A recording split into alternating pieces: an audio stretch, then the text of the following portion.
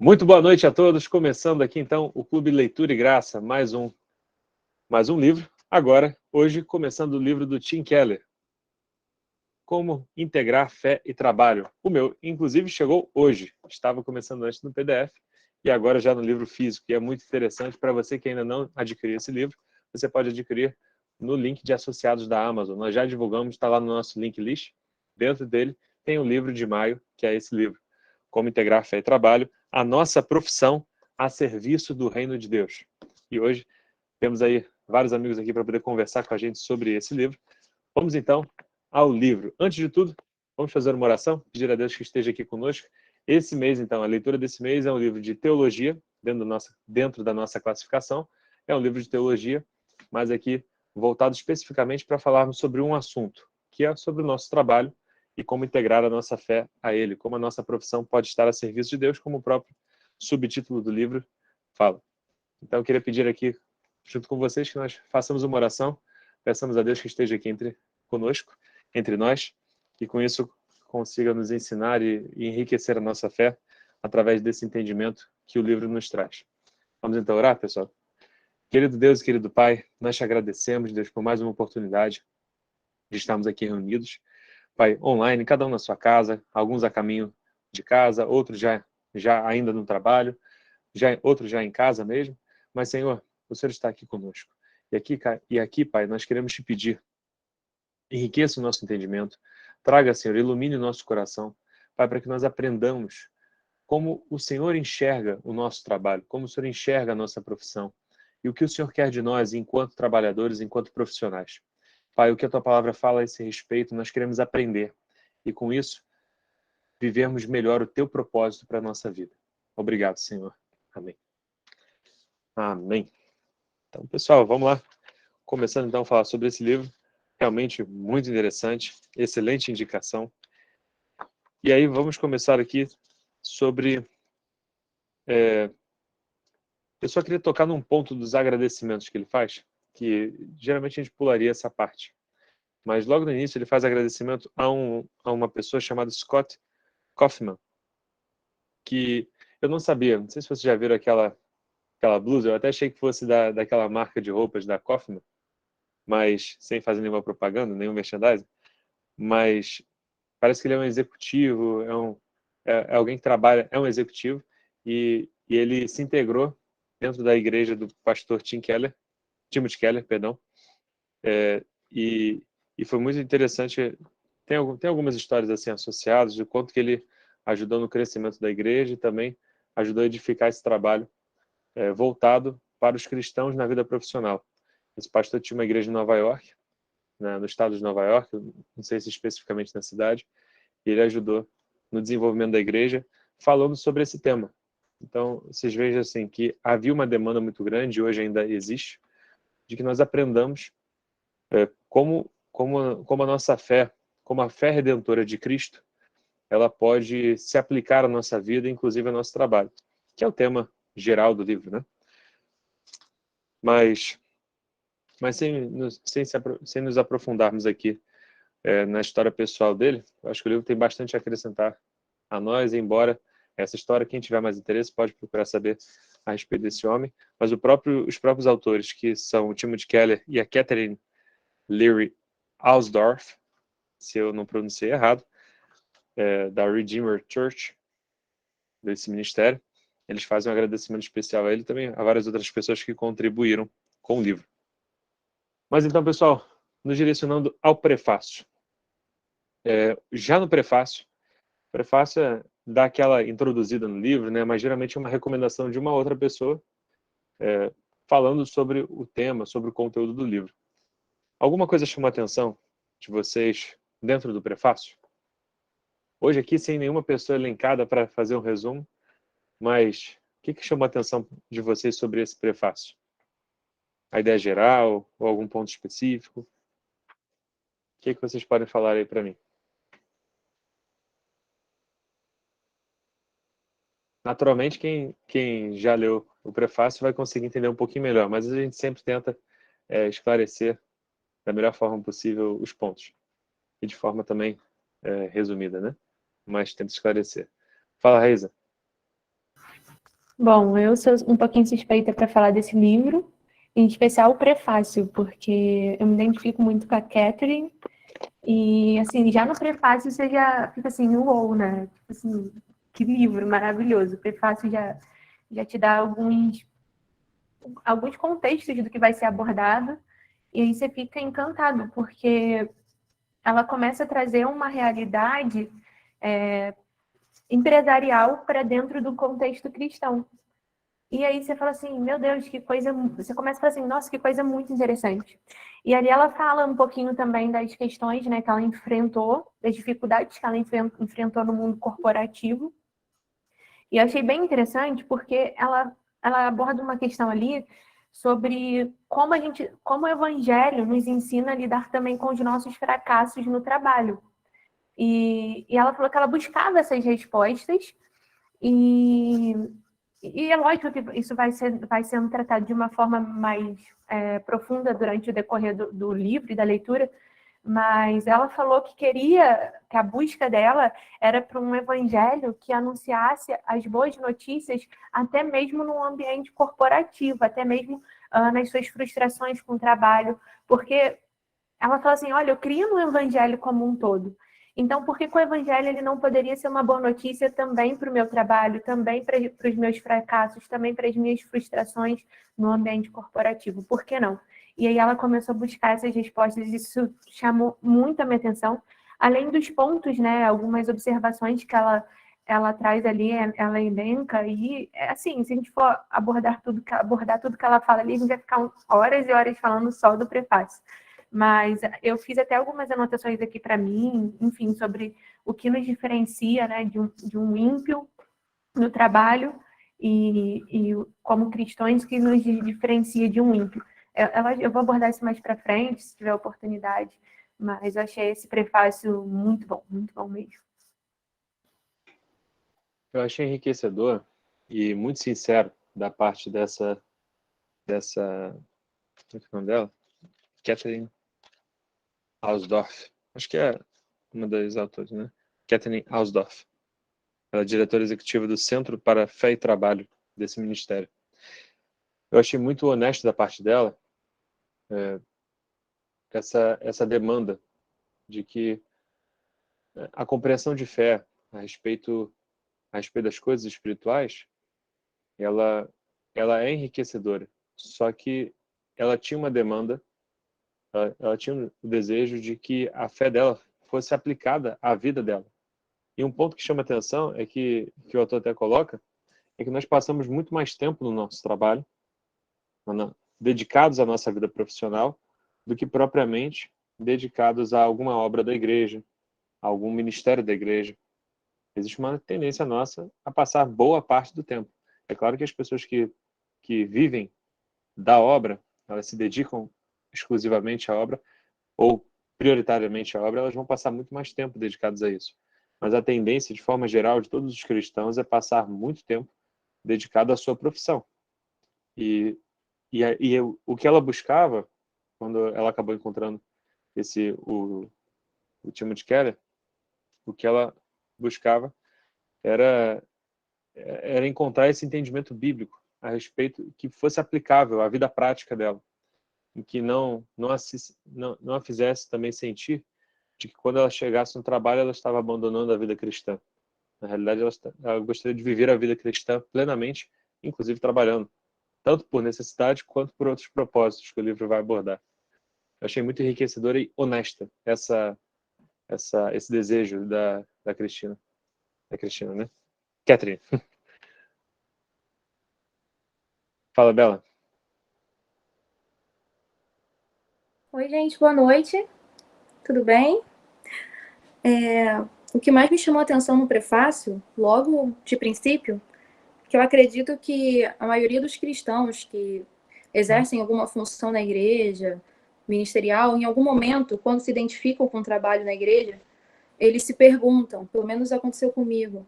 Teve um momento que eu fiquei durante um longo período perguntando ao Senhor a respeito do chamado. Para mim, ela traz uma análise simples do chamado. E eu perguntava, trazendo para a minha experiência pessoal, eu cheguei a indagar o Senhor, falei assim, Senhor, procuro um emprego há tanto tempo, nenhuma porta se abriu ainda. Será isso realmente? Ficarei somente na igreja? Vou me preparar, vou me separar para talvez futuramente um pastorado, algo do tipo? E eu lembro que pouco tempo após aquela oração, abriu a porta, foi aberta a porta que hoje eu me encontro. E naquele momento eu me alegrei pela bênção, mas eu também questionei, falei, Senhor, mas então quer dizer que eu não vou mais fazer algo que eu pensei anteriormente na igreja? E aí eu lembro que em um momento do curso de obreiro, a minha pastora me falou sobre servir naquilo que você é útil. E eu creio que ela abordou isso de uma forma muito bonita nesse prefácio. Como você também mencionou, às vezes nós nos questionamos a respeito do que devemos fazer, aonde vamos, mas aonde quer que o cristão esteja, no ambiente que ele estiver, ele ainda vai ser útil, seja aquilo que ele estiver fazendo, não somente no âmbito profissional, mas também no momento que você dá uma palavra para algum irmão que esteja necessitado. E também eu achei muito bonito a forma com que ela nos mostrou, né, como o agir de Deus é perfeito e como todas as coisas cooperam para o bem daqueles que amam a Deus. Ela mencionou um episódio muito triste, né, onde a empresa simplesmente faliu, e mesmo depois daquele diagnóstico triste que todos tiveram, eles ainda se reuniram e deram glórias a Deus. Ainda glorificaram apesar daquele momento de tristeza.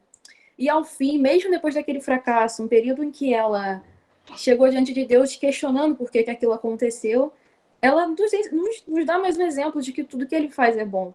Que foi após aquele fracasso, após uma porta que foi fechada, que ela não compreendeu, que ela se encontrou verdadeiramente no ambiente em que eu creio que o Senhor a separou desde o princípio, mas ela precisou de um processo. E eu acho que realmente existe aquele mito em alguns corações sobre qual é o chamado. Até brincam falando sobre a trilogia, né? Que é o louvor, ou obreiro, ou... Tem mais um que eu estou esquecendo. Ou pastor. Ou você é pastor, ou você é do louvor, ou você é obreiro. E não existe esse mínimo da trilogia do chamado. Por exemplo, a minha mãe é um grande exemplo disso. Minha mãe não é obreira, minha mãe não tem nenhum cargo na igreja, mas ela já tem muitas almas acumuladas só em empregos que ela já passou. Então, o Senhor nos faz útil aonde quer que nós formos, se nós formos com o coração aberto. E eu achei isso muito bacana. Foi o que mais me chamou a atenção mesmo, porque foi uma experiência pessoal recente. Foi um tratar de Deus comigo que desde o começo, desde a primeira linha que eu li, eu já consegui identificar respostas nessa leitura. Deus já está agindo desde o primeiro dia. Glória a Deus. E essa experiência da autora foi bem interessante, né? Para quem não pegou essa leitura, ela conta que o trabalho dela estava indo de vento em popa, a empresa crescendo, estava no auge, quando de repente se criou uma bolha dentro da área de trabalho dela, e aí a empresa faliu. A empresa faliu e no dia seguinte, a ela dar a notícia de que teria que demitir os funcionários. Enfim, no dia seguinte haveria demissão em massa, porque a empresa tinha falido. Os funcionários se reuniram, festejaram, celebraram o momento que eles viveram juntos. E aquilo ali deu um nó na cabeça dela. Como pode os funcionários estarem felizes? Eu vou fechar a empresa, vou demitir todo mundo. E isso foi uma experiência surpreendente para ela. Ao mesmo tempo que, após a falência dessa empresa, ela conseguiu perceber que havia um propósito de Deus ali na frente. Não que se justificasse o fracasso, Deus não estava sendo glorificado no fracasso, no entendimento dela, mas existia um propósito de Deus ali na frente. Foi quando ela fundou esse ministério dentro da igreja que ela participava, do time de Keller, um ministério dedicado à vida profissional. E ela, que tinha acabado de falir, estava na frente da empresa quando a empresa faliu, ela iniciou esse projeto. E isso, de fato, enriqueceu muitas vidas. Então, dentro desse contexto, foi que a Bela mencionou e realmente foi bem interessante. E aí, perguntar... Eu anotei algumas coisas, né? Mas deixa a gente terminar aqui de falar. Fala, Bela. É que enquanto eu lia, eu olhei e lembrei de algumas situações também, pessoais que eu já passei no passado, e o Senhor me deu uma frase que eu anotei e queria compartilhar com vocês. O Senhor não mede esforços para movimentar a vida daquele que o serve verdadeiramente, nem que ele precise fechar uma empresa para te levar até o lugar onde ele pretende te usar. Então, o carinho dele, todas as coisas cooperam para o meio daqueles que amam a Deus, como eu já mencionei. E ele não vai medir esforços, ele não vai poupar nenhum esforço, nem que ele tenha que fazer todo um movimento, todo um rebuliço para poder levar a pessoa que o serve verdadeiramente até o local que ele destinou. Deus é perfeito. Deus é perfeito. E seus planos são maiores do que os nossos, né? Eu queria fazer algumas perguntas para vocês. Mas antes, fala, Raíssa. É bem rapidinho, só para fazer uma pontuação, que eu achei bem interessante que ela fala, né, da necessidade do evangelho permear todas as esferas da sociedade, a fim de que elas funcionem plenamente, em harmonia. Eu achei isso bem interessante. Ela fala dessa necessidade de Cristo permear todas as esferas da sociedade, inclusive o nosso âmbito profissional. Isso é realmente muito interessante, porque é onde Cristo se faz presente no nosso local de trabalho. Como cristãos, somos sal da terra e luz do mundo. Somos feitos para salgar a terra e para iluminar o mundo, inclusive onde estivermos. Não apenas no momento dedicado à pregação do Evangelho, mas pregue o Evangelho em tempo e fora de tempo. Não foi o que o Senhor nos ensinou? Então, se eu devo pregar o Evangelho em tempo e fora de tempo, talvez no local de trabalho seja um fora de tempo. Mas se houver uma oportunidade, preguemos. Se houver uma oportunidade também de testemunhamos. O livro vai falar bastante sobre isso. Mas não percamos isso de vista. Eu queria fazer pegar alguns trechos do prefácio, lê-los e fazer algumas perguntas retóricas para a gente começar a fazer uma tempestade de ideias para introduzir o livro. Ele fala, essa autora do prefácio, ela diz que ela admite que teve medo de que o compromisso com Deus matasse as suas ambições profissionais e as suas regalias materiais. Será que você que está me ouvindo, você que está aqui na reunião, você já teve esse medo de que o seu compromisso com Deus matasse as suas ambições profissionais? Paulo, eu quero ser um empresário, eu quero ser um advogado, quero ser um juiz, quero de repente entrar em alguma área de liderança na sociedade, ou quero, enfim, ter o meu próprio negócio, quero fazer medicina, quero ser engenheiro, quero fazer grandes obras, quero, enfim, ser um cientista. E às vezes eu acho que a minha ambição profissional, ela pode ser, sabe, exterminada se eu tiver um compromisso com Deus. Porque afinal, eu só vejo pessoas na igreja, e às vezes é uma percepção errada, tá? Eu só vejo pessoas na igreja que se dedicam exclusivamente à igreja e que não fazem outras coisas de suas vidas. Ou se dedicam um pouco à vida profissional, mais à igreja, mais à família. E eu não tenho referência de pessoas que se dedicam talvez também à vida profissional e Deus as abençoa e as usa nesse propósito. Talvez você esteja com o mesmo medo que essa prefaciadora, não sei se é assim que fala, ela tinha. Talvez você se identifique com ela. Outro trecho que me chamou a atenção foi que ela disse que quando olhou ao seu redor, dentro da sua área profissional, ela procurou exemplos de cristãos. E ela viu poucos exemplos de cristãos na sua área profissional.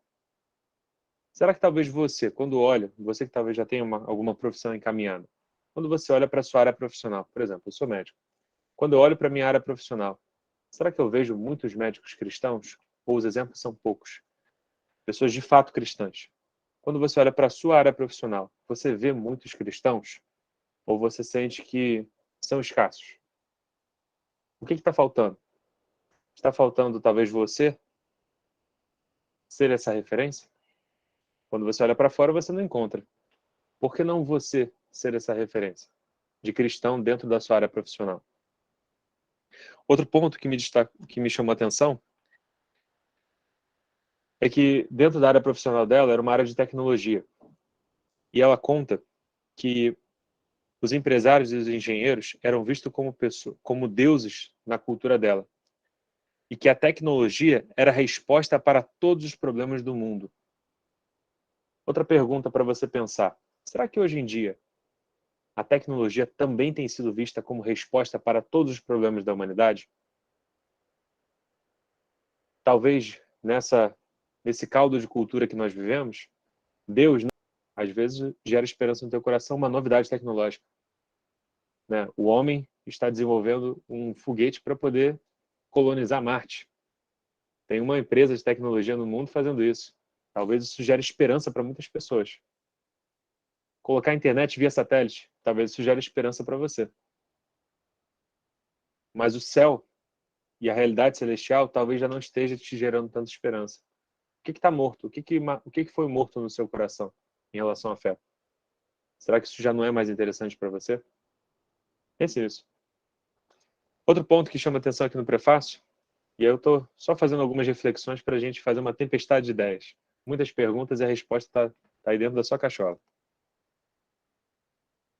A autora também conta que para ela era surpreendente, mas ela aprendia muitos bons valores com pessoas que não eram cristãs no seu ambiente profissional. E, de fato, às vezes nós convivemos com pessoas que nos ensinam bons valores que, às vezes, nós não estamos encontrando no nosso círculo de amizades, mesmo que sejam cristãs. E ela chama atenção que ela acreditava e ela via que se ela mandasse a equipe dela, que já tinha bons valores pessoais, se ela mandasse a equipe dela para passar um final de semana no retiro da igreja, talvez eles se sentissem muito mais renovados, talvez eles voltassem muito mais renovados do que as próprias pessoas que estavam lá todos os domingos na igreja. E o autor chama atenção, não que seja errado você ir todos os domingos na igreja, óbvio que não. Essa inferência está errada. O que o autor está chamando atenção é que talvez as pessoas que estão indo todo domingo na igreja, elas estejam deixando de enxergar a grandeza que elas estão aprendendo na igreja, a grandeza dos valores da mensagem que elas estão recebendo na igreja, porque deixaram se tornar algo rotineiro. Então, aquelas pessoas que até têm bons valores, mas que não estão na igreja, quando elas vêm, elas se sentem renovadas, contempladas. E você que está indo todo domingo na igreja, você está perdendo esse brilho? Cuidado. Outro ponto, e aqui acho que é o último ponto que eu anotei, é que ela coloca assim, que o ato de fé, o entendimento que ela tinha na época, era de que o ato de exercitar a fé no ambiente de trabalho parecia, a ela, relegado apenas a pequenos gestos simbólicos, gestos simbólicos de que você é cristão. Talvez fazer uma oração quando você vai almoçar. Para ela, ser cristão no trabalho era apenas isso. Outro exemplo que ela deu seria uma abstenção moral de certos tipos de comportamento, ou ter certos posicionamentos políticos a respeito das mais variadas questões culturais e jurídicas. Tem alguma semelhança com o seu contexto? Tem alguma semelhança com os dias de hoje? Talvez tenha. Algumas pessoas que entendem que ser cristão no trabalho, na faculdade, que seja, mas ser cristão no seu local ali de trabalho, se resume a isso. Talvez não. Vamos aprender com o livro. Eu acho que das perguntas retóricas que eu tinha para fazer, eram essas aí para poder permear a nossa cabeça e começar a levantar vários pontos que ele traz aí no nosso coração. Alguém mais quer destacar algum ponto? A gente avança para a introdução.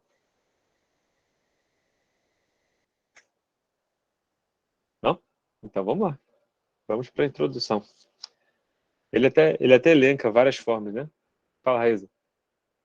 É só essa parte mesmo que você falou da questão do retiro espiritual que ela aborda, enfim, eu acho essa parte bem interessante, porque ela gera um equívoco muito grande no meio da galera, e você pontuou bem sobre a questão, é importante a gente ir na igreja, de fato, mas eu acho assim que, às vezes, e o que ela pontua, né, que às vezes as pessoas evangélicas, quando elas chegavam no ambiente de segunda-feira, elas chegavam às vezes numa tristeza, enfim. E por que às vezes isso acontece? Não é porque, como você disse, a gente não é que a gente não deva ir à igreja no domingo, né? Não é isso. Mas às vezes o problema não é a igreja no domingo. O problema é como você lida com o restante da semana, como você interpreta, e é justamente isso que ela aborda, como você interpreta o seu trabalho, entende? Então, às vezes, uma galera vai na igreja no domingo, mas chega na segunda-feira mal-humorada no trabalho, com posicionamentos, como se o trabalho fosse um fardo, um peso muito grande, e acaba dando um mau testemunho, e você vê muitas pessoas ímpias, né, que não professam a nossa fé, com um testemunho muito melhor, mais viril, mais vigoroso, para executar ali essas tarefas do que uma pessoa cristã. E aí, por que que às vezes ela acha que... Por que que isso acontece, né? E ela aborda muito isso, por uma má compreensão do que é o trabalho, sobre uma perspectiva cristã, né? Não é porque ir à igreja não adianta. Não é isso que a gente está falando, e você apontou isso muito bem. Mas é porque ela tem uma concepção muito errada do que é o trabalho, né? Às vezes ela enxerga o trabalho como uma questão de ganhar dinheiro para sobreviver aqui nessa terra enquanto Jesus não volta. E é lógico que o autor vai falar sobre isso, mas acho que esse fato que você abordou aí, pontuou, é muito interessante, porque é uma coisa bem comum no nosso meio. Talvez alguns de nós nunca tenham pensado sobre como eu vejo o trabalho. Talvez eu veja o trabalho como meus pais me ensinaram. Talvez eu veja o trabalho como meus amigos compartilham da mesma visão. E como Deus vê o trabalho? Você já parou para pensar? Ô, Paulo, eu até marquei aqui também, porque justamente sobre o prefácio, porque esse prefácio é maravilhoso, né? Só lá no prefácio, olha quantas ideias você levantou aí, você elencou aí para a gente poder discutir, pensar. E foi muitas perguntas que você fez num prefácio, né? E aí eu botei assim, porque às vezes você tem aquela pessoa que dá um mau testemunho porque não compreende o trabalho, e tem aquela pessoa que até é um bom testemunho, é um cristão que dá um bom testemunho no trabalho. Mas o que nos difere de um ímpio? É ser ético? Porque tem muitos ímpios que são éticos no seu trabalho. É ser pontual? Tem muitos ímpios que são pontuais no seu trabalho. Então, o que nos difere, de fato, no trabalho? Eu acho que essa é uma das questões também que me chamou a atenção, para a gente pensar. É só ser pontual? É só ser ético? Porque isso um ímpio também é. Qual é a diferença? Porque eu tenho Cristo na minha vida, então tem que ter algo que seja mais profundo. E eu comecei a pensar sobre isso, e acho que a gente vai ter essas respostas aí no decorrer do livro. Agora já imaginou um cristão chegando atrasado, fazendo um trabalho mal feito, sendo preguiçoso? Talvez ele não esteja dando bom testemunho. O livro vai falar bastante disso mesmo. Vamos lá. Então, para a introdução, acho que dá para a gente avançar. A importância de resgatar a vocação. Para a introdução, o autor já levanta um tópico aí bem profundo. Qual é a minha vocação? Qual é o meu chamado? Vocês já se perguntaram? O autor levanta esse ponto. E não é um ponto novo no meio cristão. Essa pergunta não é uma pergunta nova no meio cristão. Aprendi com esse livro que essa pergunta é muito antiga. E ela remonta, inclusive, à época da Reforma Protestante. Mas quem pode me dar um panorama aí? O que chamou a atenção de vocês nesse capítulo? O que... Se quiser dar uma resumida geral, depois a gente vai para algum ponto. Fiquem à vontade. O que vocês anotaram? Acharam interessante?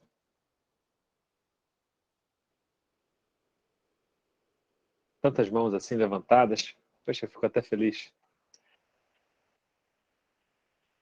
Vamos lá, galera. O pessoal fica meio tímido nessas horas, né? Se a gente não chamar, o pessoal fica tímido. Mas eu não quero constranger ninguém. Quero só perguntar o que vocês acharam sobre a vocação. Esse tema aí da introdução, para a gente começar bem o livro. Vamos lá? Cadê o meu povo? O povo meu. Olha lá, Bela, conta boa. O que você achou dessa vocação? Qual é a sua vocação? Em minha vocação. Essa é uma pergunta que eu ainda pergunto a Deus também. Qual é a vocação? Assim, vocação. A gente se pergunta isso, acho que desde quando a gente se entende por gente, né? E na escola já perguntou pra gente o que a gente vai ser quando crescer. Aí a gente, naquela fase, dependendo do nível do que a criança estiver assistindo ou que ela estiver consumindo, ela vai mudando um pouco o que ela gostaria de ser.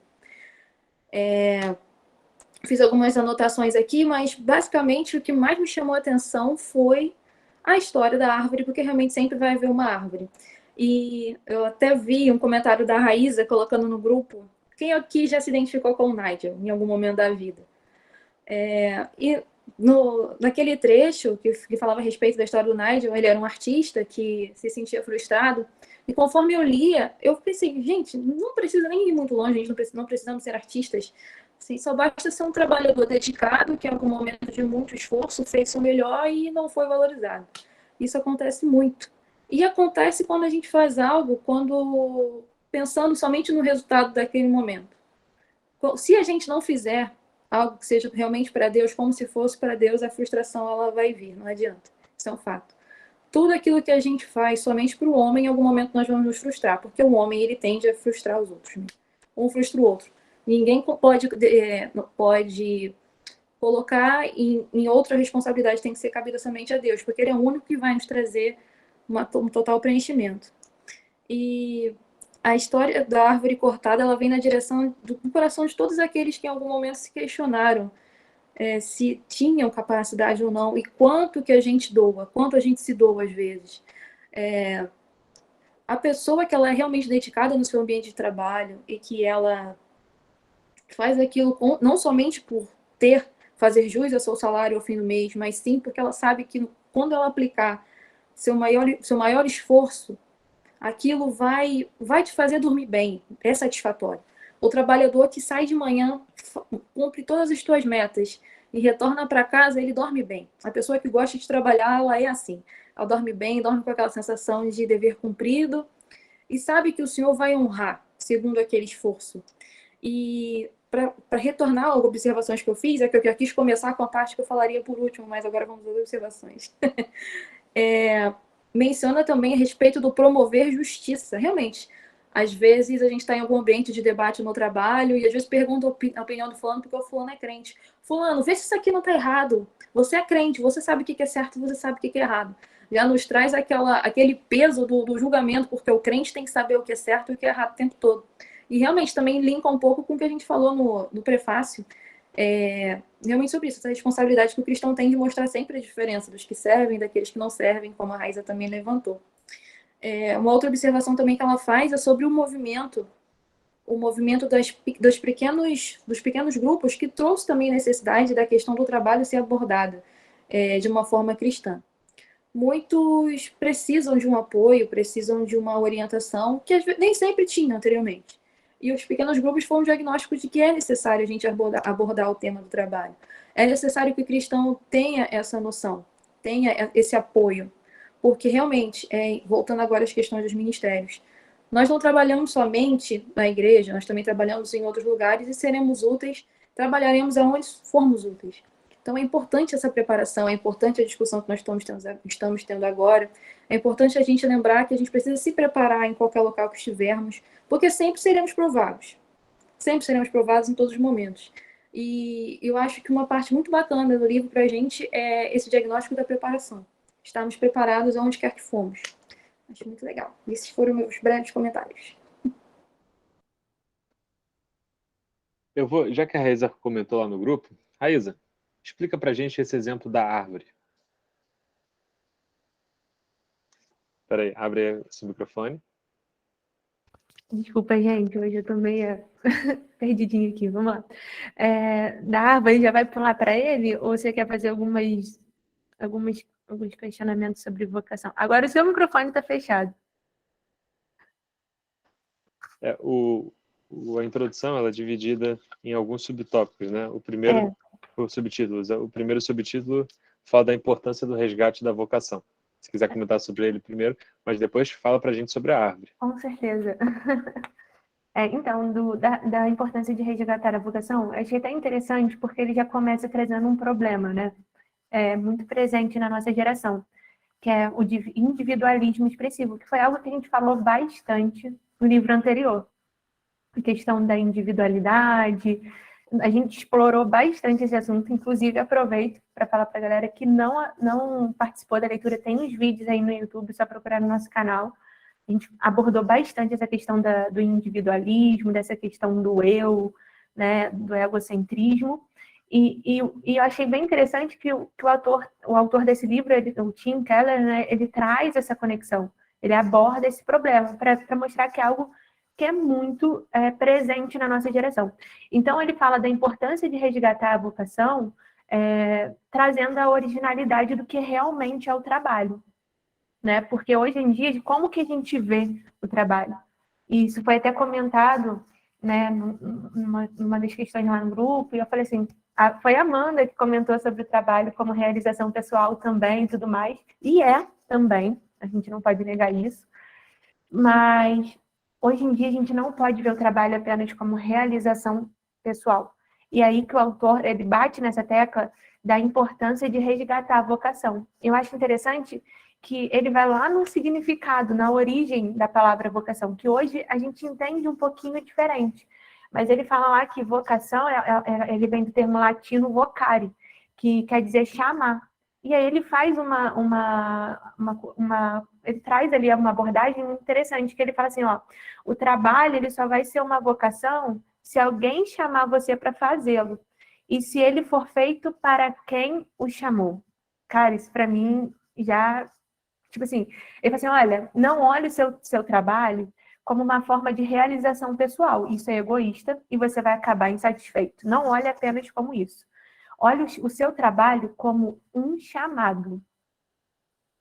E aí a gente olha, esse termo chamado é muito comum para a gente que é cristão. É muito comum. Mas quando a gente fala sobre chamado... Eu tenho chamado, Exato! A gente vai lembrar do jamais vou me missionário. A calar. gente vai lembrar do chamado do missionário, né?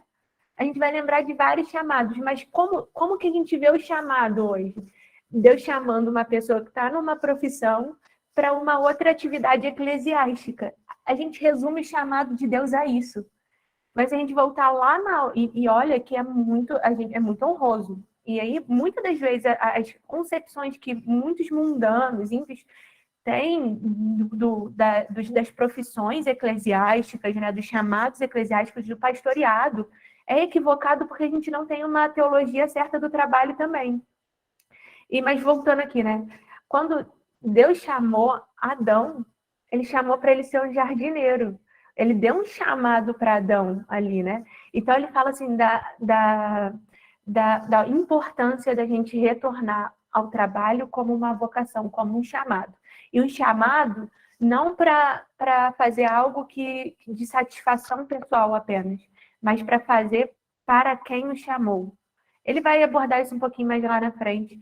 Eu achei isso muito legal, porque tira aquela questão, né, que eu vou trabalhar, isso é muito comum na nossa geração, e principalmente para mulheres, tá? Nessa questão de empoderamento hoje, você vê muito assim, trabalhe para você ser independente, para você ter uma realização pessoal e tudo mais. Eu acho que isso vem no pacote de um trabalho bem feito, a gente não pode negar. Mas o trabalho é muito mais que algo que é para mim. O trabalho é algo que é para o outro.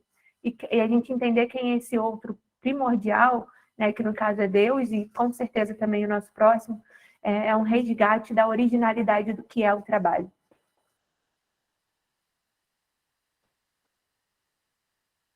O entendimento, né, sobre a vocação ele é muito profundo.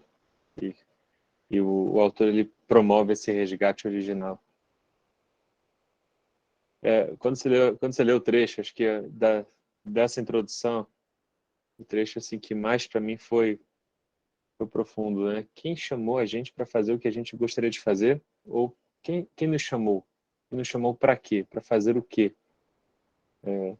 Isso eu acho que se inclui no chamado ministerial e também se inclui no chamado profissional, né? na minha perspectiva.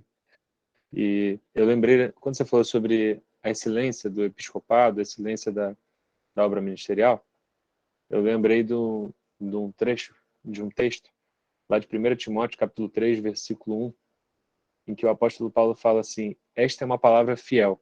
Se alguém deseja o episcopado, excelente obra deseja. Então, o apóstolo Paulo,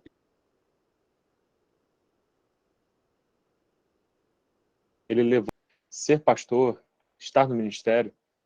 Isso eu acho que é a coisa mais linda que tem. Você dedicar a sua vida, você abrir mão de qualquer vontade pessoal ou abraçar uma vontade daquele que te chamou para servir exclusivamente, para servir prioritariamente a cumprir algum ministério de evangelismo, de pastoreio, de pregação do evangelho. quem deseja isso, quem tem esse desejo, está desejando uma excelente obra. Está desejando, acho que é a posição mais sublime. Eu não lembro agora quem foi, mas eu acho que foi algum pregador em inglês, se não me engano, que tentaram chamá-lo para ele ser ministro numa época, para ele ser ministro lá de Estado porque na Grã-Bretanha, né, no Reino Unido, se você for o primeiro-ministro, você primeiro você vira um congressista. E entre os congressistas você pode ser eleito primeiro-ministro. E parece que eu não lembro agora quem é o pregador, se algum de vocês souber, me fala. Esse pregador, ele foi convidado para ser congressista e para ser ministro, já visando o cargo de ministro. Charles Spurgeon? Eu acho que foi ele mesmo, Charles Spurgeon. Que ele fala para não se rebaixar. Ele colocou isso assim de uma forma brilhante, né? Ele fala assim, parece que ele foi convidado para ser ministro, primeiro-ministro, e ele fala assim, olha, por que eu vou me rebaixar a posição de primeiro-ministro? Quer dizer, era como se fosse, no nosso país, era como se fosse o presidente do Brasil. O que exerce, porque de fato executa as coisas na vida lá do Reino Unido, na vida política, na liderança política. E ele fala que ele não iria se rebaixar à posição de primeiro-ministro, porque ele já era ministro do Rei dos Reis, já era ministro do Evangelho. Isso de fato era muito maior. Então, esse chamado para o ministério é uma coisa sublime. É uma coisa sublime. Quem recebe esse chamado para dedicar a sua vida, não tem como nós não admirarmos, nós não nos encantarmos com esse chamado, porque, como o apóstolo Paulo fala, excelente obra deseja. Mas existe um outro aspecto que, se você tem vocação para fazer alguma coisa, se você tem uma vocação para exercer alguma profissão, se você se vê fazendo algo, talvez haja um chamado de Deus para sua vida para exercer aquela profissão. É possível. Você precisa buscar esse entendimento de Deus. E será muito mais realizado fazendo o que você está fazendo. Gente, tem uma fila de pessoas com a mão levantada. Deixa eu ver aqui. Ramária?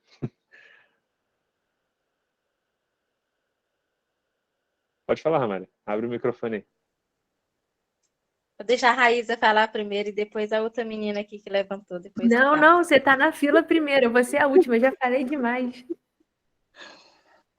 Então, a questão essa parte, né, trabalho e vocação, eu achei muito interessante, porque a vocação é algo que vem conosco, né? É algo que é inclinado conosco desde de criança, né?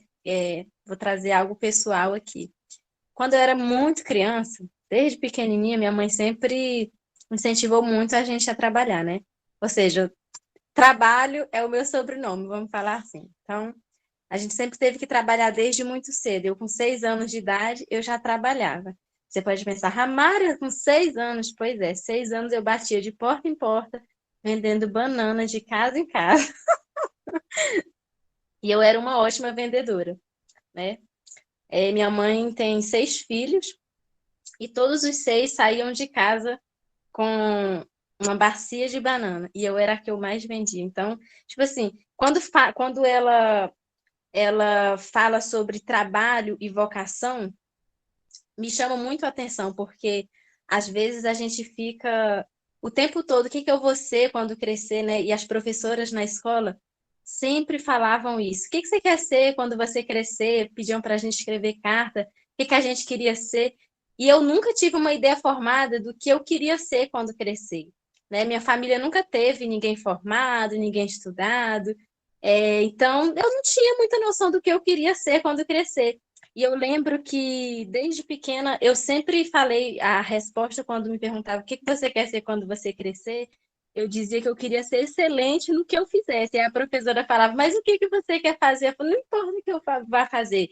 Se for vender, se for ser professora, o que for, eu quero ser excelente no que eu estiver fazendo. E realmente, tudo que eu pegava para fazer, eu me dedicava tanto para ser a melhor naquilo, né? E tempos se passaram, eu sempre tive que trabalhar, já fiz carvão, já vendi raspadinha. Não sei se vocês sabem o que é raspadinha, mas já vendi raspadinha. Já vendi Avon, os camelôs chegavam lá com um monte de coisa, era roupa, era perfume, deixava com a gente, aí a gente tinha que vender, e eu sempre batia as minhas metas. Tudo que eu ficava para vender, eu vendia, e eu recebia tudinho.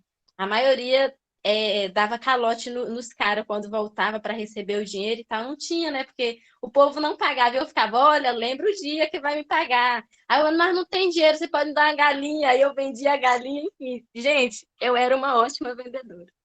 E quando o tempo se passou, né, eu me conheci Jesus, vim para a igreja, o Paulo fez uma pergunta, que foi a questão se a gente nunca se questionou se o nosso trabalho não, se o nosso chamado com Deus impediria o nosso trabalho, né? A nossa ambição no trabalho.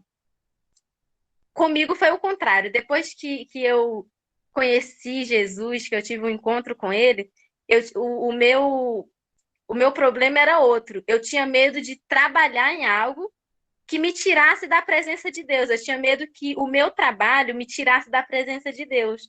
Sabe? Porque eu conheço e presenciei muito exemplo de gente que começou a trabalhar e aí o trabalho não tinha mais tempo para ir para a igreja e aí se afastava e se perdia na fé totalmente, né? E hoje eu tenho certeza que não é diferente, né? Vocês com certeza devem conhecer pessoas assim, né? Que começam a trabalhar e perdem a fé. Quando eu vi o tema desse livro, me chamou muita atenção. E antes de eu ler o livro, somente com a capa dele, eu pensei assim, esse livro com certeza vai abordar de pessoas que começaram a trabalhar e se perderam da fé, saíram da igreja, deixou de crer em Jesus, porque são exemplos que eu vejo, que eu convivo, né? Então, eu sempre tive muito esse medo. Antes de eu ter a Tapiocas da Ramária, já trabalhei como garçonete, já trabalhei como vendedora para outras pessoas, já fiz faxina, muitas coisas, né? E eu tinha muito medo disso tirar o meu tempo com Deus, porque realmente tira muito nosso tempo. Mas eu sempre orava a Deus, Senhor, não deixa que isso perca essa chama que eu tenho, essa vontade de continuar te conhecendo, de ir na igreja, de pregar o evangelho, enfim. E quando eu montei a tapioca, recentemente eu até postei um vídeo sobre o intuito da Tapiocas da Ramária, né? Não é somente ganhar dinheiro, não é somente vender. Eu quero fazer a diferença ali onde eu estou. E eu vejo que eu tenho feito a diferença. 2 vezes no mês eu faço uma reunião com as meninas que trabalham comigo, que são minhas irmãs, para quem não sabe, tá? São minhas irmãs. Então eu chamo elas aqui e a gente conversa sobre o intuito, porque na Tapiocas da Ramária, o meu intuito é a gente fazer a diferença na vida de cada pessoa que passar por ali. Eu trabalho com feira livre, então, tipo assim, vai todo tipo de pessoa que você pode imaginar chega ali, sabe? Gente que está correndo do trabalho, gente simples, que muitas das vezes é até humilhado por patroas, como eu vejo vários relatos, né, de pessoas que fazem faxina, trabalham ali com a gente, vai ali tomar o café com a gente, e aí fala sobre processo de humilhação que teve com a patroa, sabe? E ali, quando elas sentam com a gente, tomam o café, o tempo que elas têm ali, a gente consegue fazer a diferença na vida daquela pessoa. Tem gente que chora, sabe? Só o fato da gente estar conversando ali. E, tipo assim, a gente não precisa dizer que somos da igreja, que somos evangélica. As pessoas notam no bom dia que a gente dá, sabe? A maneira de como a gente trata, né? Tem muitos testemunhos que eu possa dar. Vou dar um aqui que esse eu achei muito impactante. Eu tenho certeza que vai edificar a vida de vocês. Na Feira do Leblon, a gente trabalha perto do hospital ali. E aí, do Miguel Couto. E aí, uma vez eu estava fazendo tapioca e tinha muita tapioca para sair, um monte de gente esperando. As tapiocas, tinha 8 tapiocas saindo de uma vez. E aí a moça chegou chorando, chorando, e ela falou assim, moça, chorando, sabe aquela pessoa agoniada que já não sabe mais o que fazer da vida? Moça, você faz uma tapioca para mim, mas você não pode demorar não, por favor, que eu tô com muita pressa, eu tô com muita fome, porque meu marido foi internado ontem, ele tá quase morrendo, o médico disse que ele pode morrer. Ai, eu não sei nem se eu vou ver, sabe? Ela foi atropelando as palavras e chorando, aí eu parei de fazer as tapioca, eu desliguei os fogos, né? E aí eu olhei para ela e falei assim, posso fazer uma oração com a senhora? Aí ela olhou assim comigo bem séria e ela falou, pode. Aí eu fiz uma oração com ela ali, dei uma palavra para ela. Aí o povo ficou tipo assim, todo mundo olhando para minha cara, porque eu desliguei os fogos das tapioca, o povo aguardando, sabe? Mas na hora eu não pensei, gente. A moça estava desesperada. Eu fiz uma oração, dei uma palavra para ela. A moça se acalmou. Aí ela, pode fazer a tapioca deles, eu aguardo a minha. Desse jeito, uma tranquilidade depois. Aí terminei ali, fiz as tapiocas, fiz a dela também, ela levou uma também para o hospital. Isso era umas 7 e pouca da manhã. Quando deu 11h30, mais ou menos, quase meio-dia, ela voltou para me dar um abraço, me agradecer, disse que aquela palavra mudou a vida dela. Quando ela chegou no hospital, parecia que era outra história. O médico veio com outra história totalmente diferente, que tinha dado tudo certo, ele foi operado, que ele já estava fora de perigo, que não sei o quê. E ela tinha certeza que foi a oração que eu fiz que mudou a situação. Então, não foi a oração que eu fiz, talvez foi, sei lá, a fé dela, né, que ela creu, não sei. Mas onde a gente estiver, a gente tem que ser essa diferença, sabe? Não precisa estar taxado, eu sou evangélico, eu sou da igreja tal. Tem gente que chega do nada, você é da igreja, né? Já sabe. E aí, sobre trabalho e vocação, essa vocação de vender. Gente, essa vocação está comigo desde criança e Deus quer usar essa vocação, o meu trabalho, aonde quer que eu esteja, dentro da igreja ou fora da igreja, e fora que quem crê em Deus, quem vive a palavra, Deus abençoa onde quer que a gente esteja. Tapioca tem uma concorrência em feira que só você vendo mesmo. E pensa num negócio que é difícil, é você montar tapioca. Mas as pessoas olham para mim e falam assim, eu não sei como que a feira, o pessoal fala assim, gente, que feira horrível. Eu olho assim, eu não consigo nem responder, porque para mim não muda nada. Logo eu oro antes de sair, eu oro em casa já abençoando o dia, Deus abençoa os clientes, traz aqueles que estão desistindo de ir, leva lá para tomar café. Eu já vou abençoando tudo, então o dia é abençoado, gente. Não tem, sabe? Deus é maravilhoso. Então, ele quer nos abençoar, nos prosperar onde quer que nós estejamos, dentro da obra, fora da obra, nós precisamos manifestar o poder de Deus. E no livro, deixa eu só ver aqui que eu marquei. Ela cita isso, ela diz assim, olha, só um momentinho. Deixa eu ver aqui onde é que eu marquei.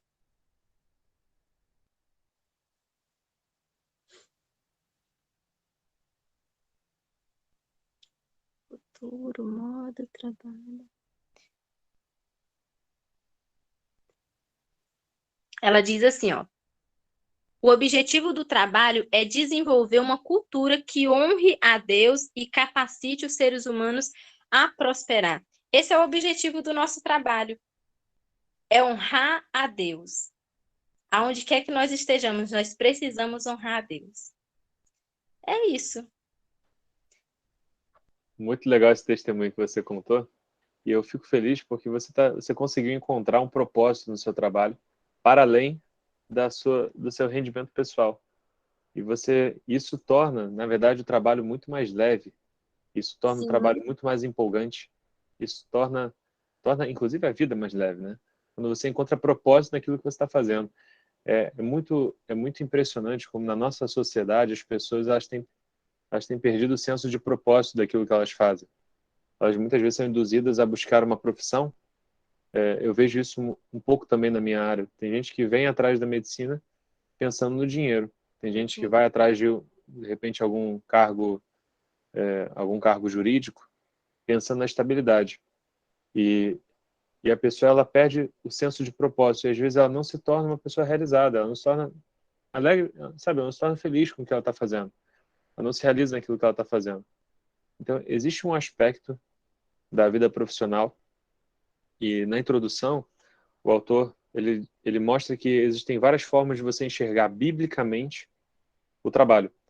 E todas essas visões do trabalho que tem perspectiva bíblica, ele elenca vários pontos, como servir a Deus no trabalho, ele coloca vários pontos.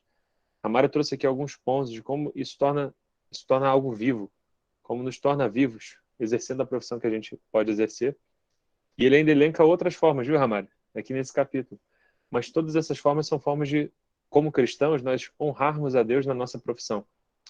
E isso tem uma profunda base bíblica e isso tem uma vida prática. Quando nós exercemos isso plenamente, isso muda a nossa visão de mundo, a nossa forma de enxergar aquilo que nós fazemos e muda o nosso dia a dia.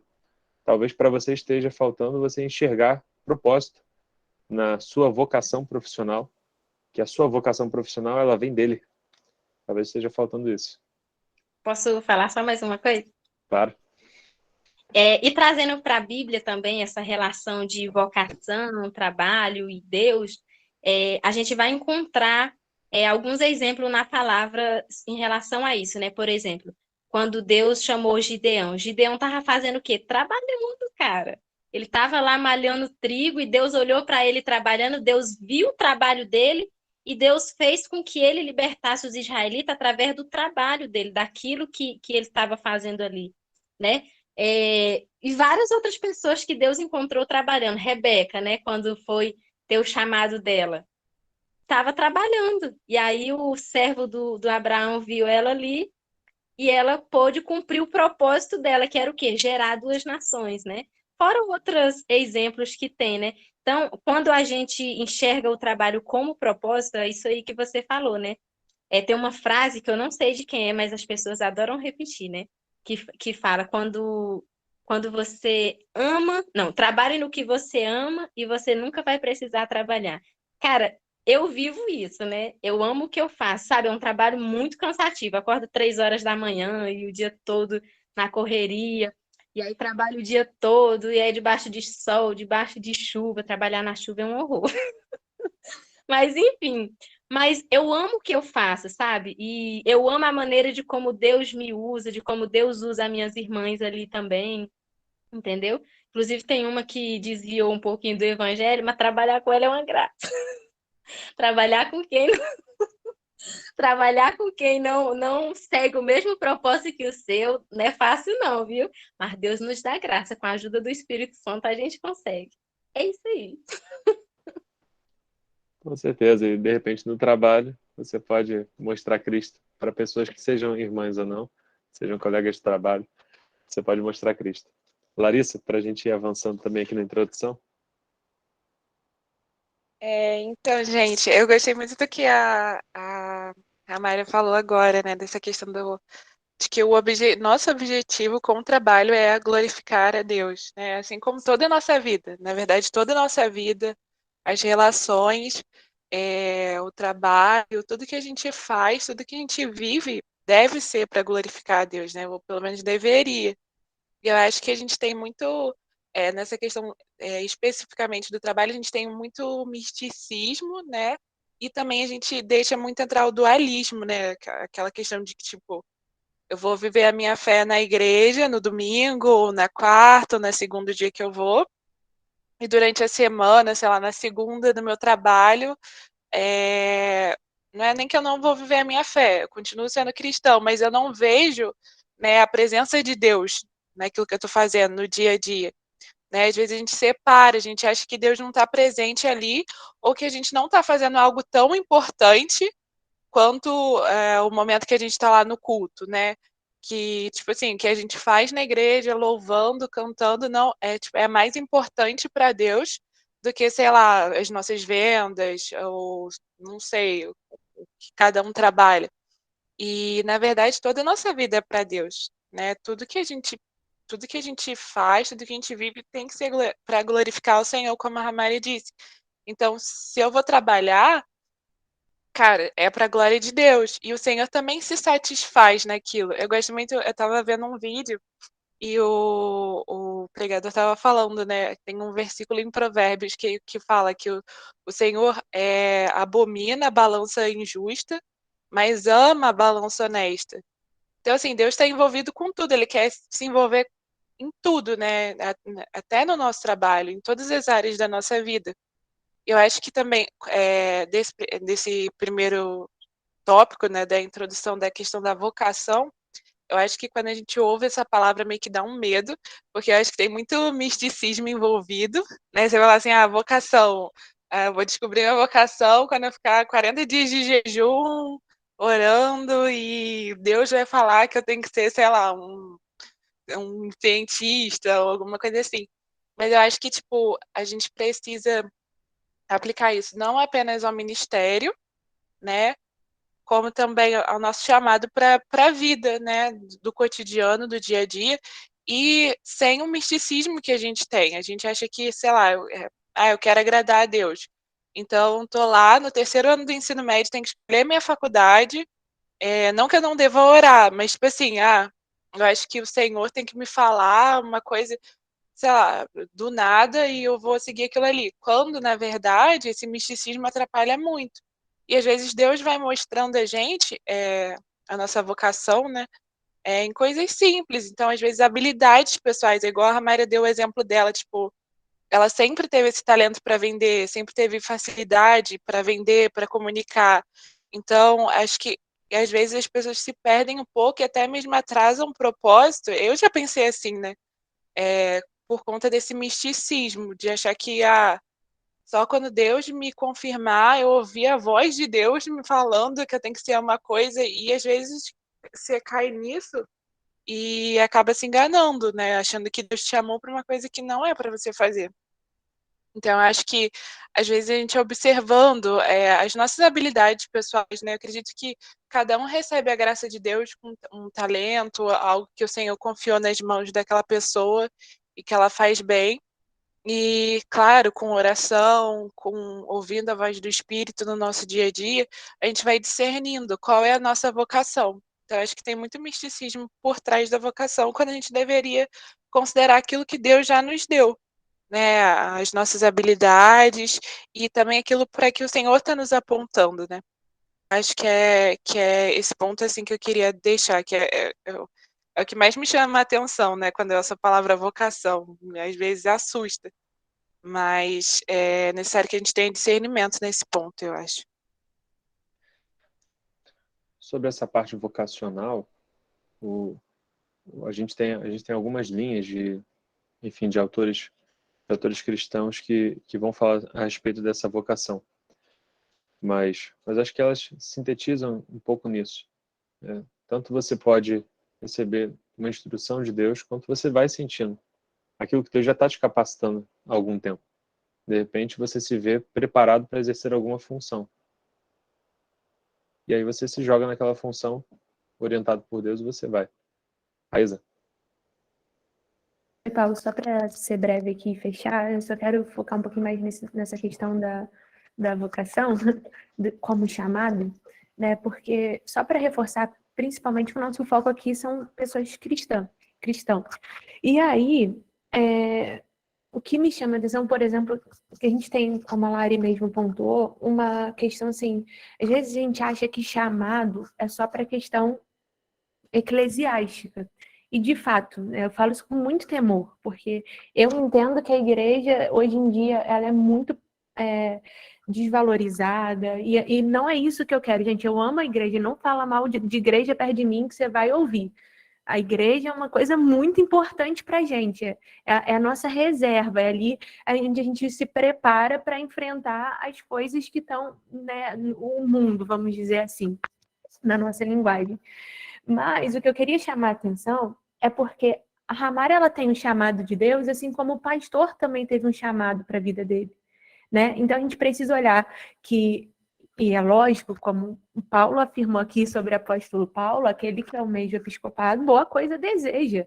E aí, aqui a gente precisa entender, e isso também vai mudar a nossa forma de enxergar os nossos pastores, de enxergar que eles também estão num chamado, numa vocação, que pastor, né, como muitos pregam aí, não é vagabundo, eles trabalham, pastor trabalha, gente, e olha como trabalha, porque eu vejo um trabalho de um pastor, eu penso assim, eu não sei se eu daria conta, e é aí que eu acho que quando Paulo orienta ali Timóteo, realmente é uma coisa, o próprio Jesus fala, ó, o meu pai trabalha e eu também estou trabalhando até agora.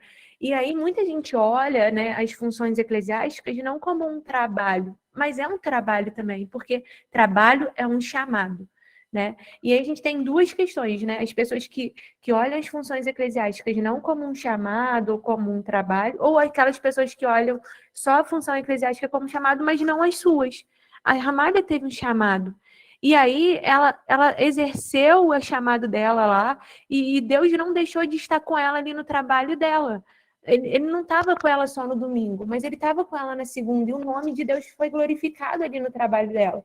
E aí é o que a gente precisa entender, que é o que alguns chamam de corandel, né? Que você está sempre diante de Deus. E a Lari falou dessa questão do dualismo, né? O que é o dualismo? É uma divisão de vida secular e vida sagrada. Quantos de nós aqui já não ouviram? O que você faz na sua vida secular? Eu não tenho vida secular, a minha vida inteira é sagrada. O meu trabalho é sagrado porque eu estou diante de Deus o tempo todo glorificando a Ele. Eu recebi um chamado. Então, quando eu estou segunda-feira, mesmo que eu não estou dentro do templo, eu estou diante do Senhor. Né? E aí aqui entra também a questão da samaritana, que Cristo, ele fala assim, onde a gente vai te adorar? Olha, o que importa é aqueles que me adoram em espírito e em verdade. Não tem um lugar geográfico apropriado. Todos os lugares são apropriados desde que você adore o Senhor em espírito e em verdade. Então, se você compreende o seu chamado, a sua vida, o seu trabalho como um chamado, você vai estar sempre diante de Deus. E é lógico que a gente aqui não pode desprezar que estar na igreja é importante para a vida de comunhão. O Senhor nos chamou para a vida de comunhão. A igreja é importante. Mas a gente também não pode esquecer que a gente está sempre diante de Deus, corandel. A minha vida inteira está diante do Senhor, seja dentro do templo, seja fora do templo. Eu estou glorificando ao Senhor. É isso que eu queria pontuar dessa questão da vocação de chamado. E que nós Rapidinho. glorificamos a Deus em todo o tempo. Né? Oi, Larissa. Rapidinho. Só para não perder o link ali com o que a Reisa falou, dessa questão da gente separar, e acho que um problema também que a gente tem muito hoje em dia é exatamente isso, de se olhar para as liturgias, né, e é igual a Reisa falou, a gente não pode desprezar, mas olhar com um olhar errado de supervalorizar, de entender que só aquilo ali é santo e desprezar o resto. Quando, acho que é em Tessalonicenses, tem uma passagem, acho que é logo no início da carta, não sei se é no primeiro ou no segundo capítulo da primeira carta. Não, da segunda carta, se eu não me engano, é segunda Tessalonicenses. Porque na primeira carta de Tessalonicenses, os Tessalonicenses escrevem para o apóstolo Paulo, perguntando várias coisas, e em uma parte da carta, eles vão perguntar sobre a vinda do Senhor. Na segunda carta, o Paulo vai responder a eles. E aí ele vai tecer vários comentários, vai falar sobre o anticristo, o espírito desse século. E ele vai no final da carta, ele vai dizer assim para eles, ele fala sobre a necessidade de eles viverem uma vida de santidade e tudo mais. E ele fala, no mais, irmãos, cuidem dos seus próprios negócios, tipo, vivam a vida de vocês, sabe? Vivam uma vida santa, mas que envolve essa rotina do dia a dia. E eu acho que isso também a gente meio que esquece, a gente acha que as atividades, tanto o nosso trabalho como, sei lá, as atividades cotidianas mais banais, cara, eu levantar, arrumar minha cama, ou fazer, sei lá, uma tarefa doméstica, enfim, que isso não tem valor para Deus, que isso não tem um valor espiritual, no caso. Mas, cara, tudo tem um valor espiritual, tudo é espiritual. Não que a gente tenha que tornar tudo religioso, né? Num ponto de vista de religiosidade, mas tudo é espiritual. Igual a Ramari falou, tudo a gente tem que fazer para a glória de Deus. Então, eu vou fazer de forma excelente e vou fazer, como a Raíza falou agora, na consciência de que eu estou sempre diante de Deus. Eu acho que é isso que às vezes falta para a gente. A gente está sempre diante de Deus. Quando a gente está na igreja, cultuando, sim. Mas quando eu estou em casa, quando eu estou no meu trabalho, quando eu estou na rua, no ônibus, eu também estou diante de Deus. Então eu tenho que viver para a glória dele, eu tenho que viver para glorificá-lo. E eu acho muito interessante, assim, quando a gente vai vendo vários versículos, né? Eu me lembro especificamente desse em Tessalonicenses, mas no Novo Testamento, quando há instruções para os irmãos, cara, ele vai falar de coisa do cotidiano, né? Vai falar, olha, você quer glorificar a Deus? Não entre em contenda com seu irmão. Ele vai falar lá em Efésios que tinha 2 irmãs em contendas. Ele vai falar, cara, cuidem dos seus próprios negócios. Esse versículo sensacional, sabe? Que Paulo fala em Tessalonicenses, sabe? Vivam uma vida, né? Que seria uma vida normal, né? Que qualquer ímpio tarefas que qualquer pessoa faz, mas vivam para a glória de Deus. Então a gente precisa entender que nessas coisas também há valor. há um valor para Deus, entendeu? Essas coisas mais simples, incluindo o nosso trabalho. Em várias partes do livro ele vai destacar pontos desses, né? Se você for pegar e a gente vai voltar nesses assuntos, inclusive, nas várias etapas do livro. Mas vocês vejam que o livro ele é dividido na primeira parte, o plano de Deus para o trabalho, fala sobre o design do trabalho, a dignidade do trabalho, o trabalho como cultivo, como serviço. Na segunda parte fala das dificuldades a respeito do trabalho, como o trabalho se tornar infrutífero, o trabalho perder o sentido, que a gente estava falando sobre o propósito, né? O trabalho se tornar egoísta, o trabalho revela os nossos ídolos. E a terceira parte, o evangelho e o trabalho, em relação ao enredo, ao conceito, e uma direção e o poder para exercer o trabalho. Depois, lá no final, ele integra isso um pouco. Vários desses pontos vão sendo levantados e revistos aí em todo o livro. A gente só está na introdução. Mas vamos lá, vamos para a gente poder avançar aí. Só deixar vocês falarem rapidinho, peço que sejam breves para a gente conseguir avançar um pouco. A Mara primeiro, depois Raíza, ou o contrário, não sei. Por mim, pode até continuar, já foi. Eu só ia acrescentar um pouco que, independente do que do seu trabalho, do que você fizer, você pode estar sempre contribuindo para a obra de Deus. Não precisa ser algo separado. É como a Raíza colocou, não precisa ser algo separado.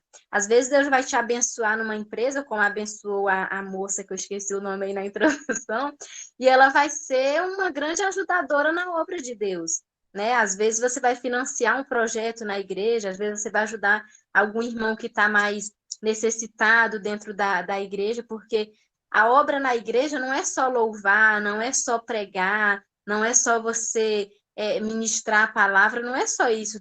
A igreja em si, ela envolve muitas coisas, envolve ações sociais, isso tudo leva custo muitas das vezes. E, às vezes, o seu trabalho vai ajudar nisso. As cartas de Paulo, ele cita muito o exemplo de pessoas que trabalhavam na obra, mas não pregavam a palavra. Ajudavam a obra em oração, ajudavam a obra recebendo os irmãos em casa, como é o caso de Lídia, né, que abria a porta das suas casas para receber os irmãos, para que os apóstolos pudessem pregar. Então, ela estava ali trabalhando o quê? Para a obra, era o chamado dela. Então, o nosso trabalho, ele pode sim contribuir de várias formas dentro da obra do Senhor, dentro da igreja, né? Enfim. Inclusive, o apóstolo Paulo, se não me engano, ele trabalhava tecendo, lavando redes. Isso ainda como apóstolo, entendeu? Exercendo o ministério. Ele não deixava de trabalhar porque exercia o ministério. Ele trabalhava e exercia o ministério. Interessante. Raíza, para a gente poder fechar, então, a introdução e levantar os últimos pontos. Peço desculpa se eu estou sendo um pouco repetitiva, mas essa é uma verdade que mudou a minha vida. Às vezes eu até me emociono por falar. Porque, às vezes, a gente carrega um sentimento de culpa, porque, às vezes, a gente não está dentro da igreja como a gente queria estar. Porque o ambiente da igreja, eu nasci no evangelho, sempre fui criada no ambiente eclesiástico, dentro da igreja. E aí, quando você tem a sua profissão e tal, você fica naquela dúvida aí por uma teologia errada, né? Você acha assim, poxa, eu não estou servindo a Deus como eu deveria, e você vai carregando culpa, pesos dentro do seu coração que não tem nada a ver com a palavra. Mas, assim, essa verdade, né, mudou a minha vida.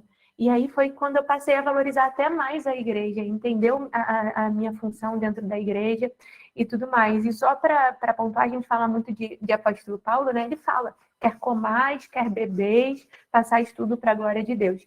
E não o apóstolo Paulo apenas. Uma coisa que me marcou muito é em Lucas 3, o próprio João Batista, quando ele está ali pregando a mensagem de arrependimento, a palavra fala que vem os publicanos e ela ressalta que os publicanos vieram até João Batista e eles perguntam, ô João, e agora? O que a gente faz que a gente se arrependeu? Ele fala assim, ó, vai lá e faz o teu trabalho, mas você vai fazer sobre uma nova perspectiva. Você não vai cobrar o imposto além do que se deve ser cobrado.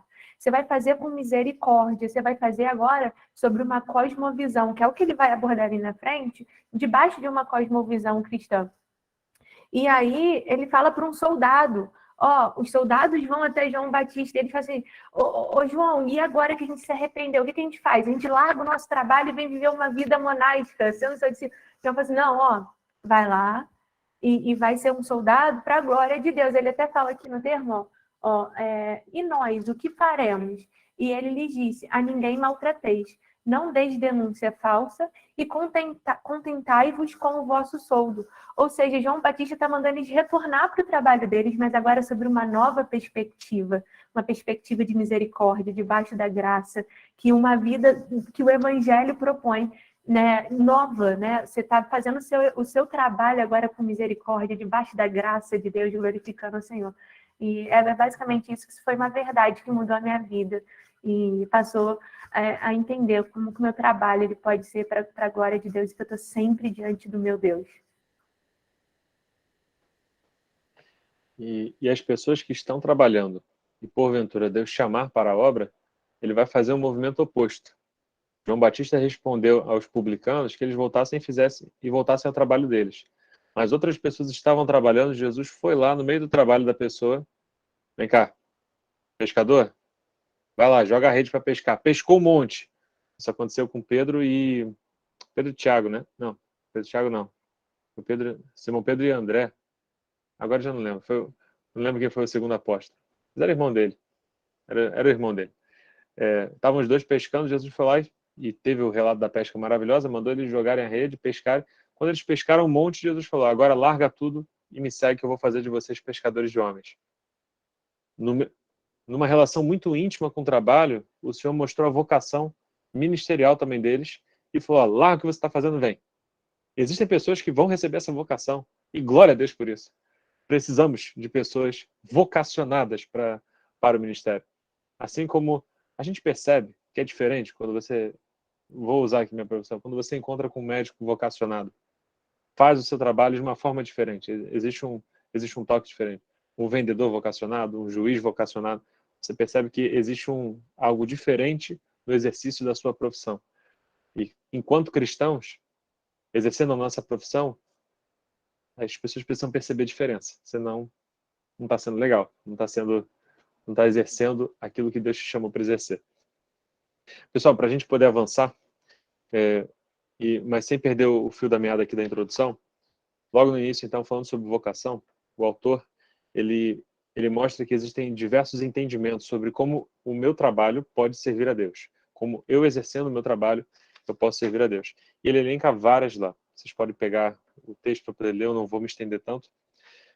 Mas ele pontua uma coisa, que aqui a gente não vai perder esse fio que o autor nos sugere, nos orienta, nos dá como nos dá esse conselho.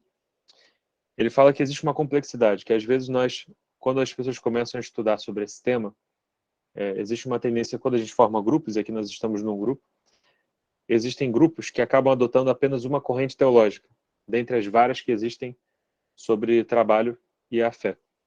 E existem pessoas que ficam confusas nessa leitura, achando que essas correntes teológicas elas se contradizem.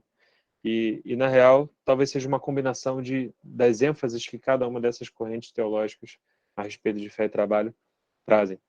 Então, não se surpreendam se no meio dessa leitura a Raíza tiver uma visão algo que chama mais atenção em relação ao trabalho. Ela enxerga o trabalho dela como de uma forma. De repente a Bela vai falar assim, não, mas eu enxergo o meu trabalho dessa forma. E aqui eu encontro sentido para servir a Deus no meu trabalho. De repente eu vou enxergar de uma forma diferente. E isso não é contraditório. Na real, isso se combina. Então é possível que no meio da nossa conversa alguém fale assim, não, mas eu acho que a gente serve a Deus dessa forma no trabalho. Não, mas eu acho que a gente serve a Deus de outra forma no trabalho. Talvez sejam os dois, talvez sejam complementares. Então, não achem que aqui vai ficar confuso se cada um levantando uma corrente, mas isso não tem confusão aqui. A confusão está se você achar que apenas uma resposta talvez seja a única. Quando o autor ele propõe que seja a combinação dessas visões, porque, inclusive, ele fundamenta e ele fala que a ética cristã, mais motivação cristã, uma identificação cristã, um testemunho cristão e uma cosmovisão cristã no exercício do seu trabalho, todas essas são visões complementares. Isso molda o nosso trabalho de formas diferentes conforme o tipo do trabalho. Então, não se surpreendam se ao longo da nossa conversa, cada um de nós aqui tiver uma experiência, tiver um entendimento a respeito de como servir a Deus exercendo a sua profissão, porque isso é normal, tá? Porque existe, e várias dessas visões têm embasamento bíblico. Então não há problema nisso. Acho que, avançando, eu só tinha pedido para a Raíza falar sobre a árvore. Raíza, você consegue resumir rapidinho esse exemplo da árvore que a gente comentou, jogou no ar? Meu Deus, o povo já deve estar de saco cheio de Rapidinho. me ouvir. Rapidinho. Não, E aí a gente avança para o próximo bem capítulo. rapidinho, bem rapidinho. Bom, eu não sei se é Nigel ou Nigel, eu não sei como que foi, Bela, que ela pronunciou o nome. Eu não pesquisei. Eu pronunciei Nigel, mas sempre tem a possibilidade de eu estar enganada. Então, eu tem realmente licença poética para falar como eu preferir. peço perdão ao Tolkien. Eu não vi Senhor dos Anéis, tenho muita vontade de ver. Inclusive, ele era amigo do C.S. Lewis, que escreveu Crônicas de Nárnia. São 2 autores aí sensacionais. E aqui ele fala sobre a folha, né, de Nigel ou Nigel. Enfim, não vamos nos ater a isso. E ele fala que ele teve uma visão, e ele começou uma visão de uma árvore muito bela, e aí ele era muito detalhista, perfeccionista, e aí ele focava em cada folha, só que era algo muito grande, muito grande. E ele queria fazer bem detalhado, só que ele acabava entrando em alguns problemas. Primeiro era que ele tinha um coração gentil demais. Então, toda hora que alguém parava ele chamava ou precisava dele, ele parava o seu trabalho para poder ajudar essas pessoas. E aí, como ele era detalhista e perfeccionista também, ele ficava muito tempo preso num único detalhe, então ele não conseguia avançar. E com essas questões, o tempo ia passando e a visão que ele tinha daquela árvore, ele não conseguia projetar e nem pintar. E eu até comentei com uma galera, eu falei assim, gente, quem se identifica com o Nigel ou Nigel? Porque eu me identifico demais. Porque eu sou uma pessoa muito perfeccionista, detalhista, assim, e isso acaba me atrapalhando. Por exemplo, se uma coisa não sai da forma como eu planejei, ou como... Enfim, como eu tive essa visão, né, como o próprio Nigel teve essa visão, aquilo acaba me paralisando de certa forma. E eu também tenho um coração muito gentil. Se alguém me mandar uma mensagem, Raíza, preciso disso, eu vou parar aquilo que eu estou fazendo para poder atender a pessoa. Só que isso acaba um pouco atrapalhando a minha visão, a minha produção, vamos dizer assim. E foi exatamente o que aconteceu comigo. E aí, a questão é que o tempo passou, ele não conseguiu pintar a árvore do jeito que ele queria, e ele fez uma única folha, pelo que eu me recordo lá. E essa folha que ele fez era uma das mais bonitas, mas ele morreu. E aí, parece que o trabalho dele foi inútil, porque a casa que ele morava, o quadro, que era gigante, que ele comprou, e ele só conseguiu pintar uma folha, ficou guardado lá no quarto. E ele morreu. E aí, a pessoa que pegou a casa dele, depois de um tempo, viu aquela folha e achou maravilhosa. E o texto dá o prosseguimento, né? Porque como o Tolkien era cristão, ele acreditava na vida pós-morte, né? Então ele fala que quando Nigel chega no céu, ele tem a visão da árvore que ele queria pintar. E não apenas a visão, ele vê a árvore de fato ali, né? Ao vivo e a cores, era algo real. E aí o autor ele nos chama para uma questão, porque às vezes a gente vai pensar assim, poxa, o nosso trabalho vai ser inútil. Para que eu vou trabalhar se eu vou morrer? Para que eu vou construir determinada coisa? Porque se quando eu morrer as pessoas vão me esquecer. Por que eu vou trabalhar? Né? Que nem tem. Apóstolo Paulo falou sobre isso, né? Vamos comer e vamos beber porque amanhã morreremos. E aí, se a gente não tiver com o nosso trabalho em Deus, vai parecer que é inútil. Mas a palavra de Deus, ela fala o contrário, que o nosso trabalho, alguém comentou isso no grupo lá, não é inútil diante do Senhor. Acho que tem um versículo, o apóstolo Paulo fala isso, que o nosso trabalho não é inútil diante do Senhor. Então, assim, essa foi a minha visão. A Érica, eu pedi para ela comentar um pouquinho sobre isso, Paulo, se puder, que a gente comentou um pouquinho no grupo. Rapidinho, Érica, comenta aí com a gente. Então, o autor, ele fala até que todo mundo é um Nigel, né? Não sei como é que fala o nome dele. E todo mundo se imagina fazendo grandes coisas, todo mundo quer ser lembrado, bem-sucedido. Sendo que tem uma coisa aqui que ele falou que eu achei muito interessante, que foi que se isso na vida for tudo que existe, sim, quando o sol morrer, todo mundo vai, tudo isso vai morrer e vai acabar ali. Mas se você pegar isso e você ver como também um chamado de Deus, você vai ter uma coisa além do seu trabalho. Você vai ter um significado que é eterno. Aí tem uma parte que ele até fala, né, que no Senhor o nosso trabalho ele não é inútil. Então vai além desse plano, né? Gabriel fala que nenhuma obra que nós fazemos em Deus, ela é em vão, né? Nós colheremos o fruto do nosso trabalho. E bem interessante essa analogia. Eu, particularmente, não li, não vi Senhor dos Anéis, mas estou começando a me sentir no dever de ver, porque parece que é uma obra bem clássica e uma literatura de cultura aí que eu particularmente não li. Tá? Alguns de vocês talvez já tenham lido ou assistido. Mas isso não me impede de compreender a profundidade que essas lições, essa moral, a gente consegue tirar dessas histórias e desses contextos. O próprio autor destaca, né? Ele usa essa história do Senhor dos Anéis como trazendo essa perspectiva bíblica cristã, usando o exemplo do próprio filme e livro, né? Mas realmente é muito interessante, viu, Eric? Esse ponto que você trouxe. Pessoal, aí, ó, tem pessoal até recomendando o Senhor dos Anéis. Eu realmente nunca me interessei por ver, mas vocês estão me gerando esse interesse. Então, cedo em breve, ele vai estar aqui na minha estante. Pessoal, vamos avançar então para a parte 1. Olha só. Pelo horário, eu acho um pouco difícil a gente conseguir avançar muito. Então, aqui eu tenho uma proposição para vocês. A gente pode deixar para falar sobre cada parte. São 3 partes que a gente tem para falar. A gente pode deixar para falar sobre cada parte em uma reunião, ou a gente tentar começar a primeira, só uma introdução à parte 1 hoje, que dá talvez uns 10, 15 minutos, e na próxima reunião a gente vai avançar propriamente sobre a parte 1, porque ele tem uma introdução sobre cada uma das partes. O plano de Deus para o trabalho são 2 páginas aqui que dá para a gente conversar um pouquinho. Acho que dá para a gente iniciar essa conversa e para a semana que vem a gente deixar esse gostinho de quero mais e avançar nela depois. Pode ser? Vamos lá então? Parte 1, plano de Deus para o trabalho. Não, na real, isso não é bem uma página, né? São 10 páginas. O que vocês acham, gente? Falem aí, o que vocês acham? Dá tempo da gente trabalhar isso ou a gente interrompe hoje e deixa para a semana que vem? São 10 páginas. Acho difícil a gente conseguir falar isso em 15 minutos. Fala, João Pedro. Pode deixar para falar cada parte em uma reunião, porque aí fica até melhor para contextualizar.